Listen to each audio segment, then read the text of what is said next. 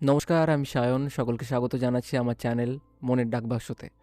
আজকের লোকেশনটা নতুন, আর আজকের কবিতাটা একদম ব্র্যান্ড নিউ। তার কারণটা হচ্ছে আমি আজকে এই কবিতাটা আজকেই লিখেছি। সেটা হচ্ছে মধ্যরাতে 12টা 13 থেকে 12টা 23-এর মধ্যে। তো আগে কবিতাটা পড়ে নিই, তারপর কিছুটা গল্প করব তোমাদের সাথে। তো কবিতার নাম ক্ষণিকের বেঁচে ওঠা। সে ক্ষণিকের জন্য এসেছিল, ক্ষণিকের জন্য আমার হৃদয় দুলিয়েছিল। আবার বেঁচে ওঠার আনন্দে কখন যে সে আমার পাশ থেকে উঠে সামনে গিয়ে দাঁড়ালো বুঝে উঠতে পারিনি। হৃদয়টা দুখরে উঠেছিল, পুনরায় মৃত্যু হাতছানি দিয়েছিল।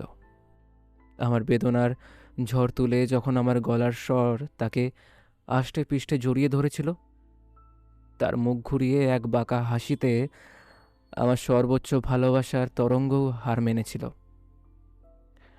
আমি সেদিন আবারও নিজের পোড়া ছাই ফুসফুসে গ্রহণ করে নিয়ে আত্মহত্যা করেছিলাম। তো আজকের কবিতাটা কেমন লাগলো সবাই জানাও। আশা করি ভালো লেগেছে। কার কেমন লাগলো সেটা কমেন্টে জানাও, তাহলে যাতে আমি বুঝতে পারি। আর এই কবিতাটা শুনে কারোর কারোর কথা মনে পড়লো কি না, বা কি মনে পড়লো, বা কীরকম অনুভূতি হলো সেটাও জানাও। আর আজকে এইটুকুই রাখছি। আর এরকম আরও কবিতা, আরও গল্প শোনার জন্য আমি গল্প নিয়েও আসবো, ছোট ছোট সিচুয়েশনের ওপর গল্প, বা তোমাদের যদি কোনো সিচুয়েশান থাকে সেগুলো যদি জানাতে চাও তাহলে সেগুলোও জানাতে পারো। ঠিক আছে? আর যারা ইউটিউবে দেখছো তারা সাবস্ক্রাইব করে নিও, আর যারা ফেসবুক বা ইনস্টাতে দেখছো তারা ফলো করে নিও।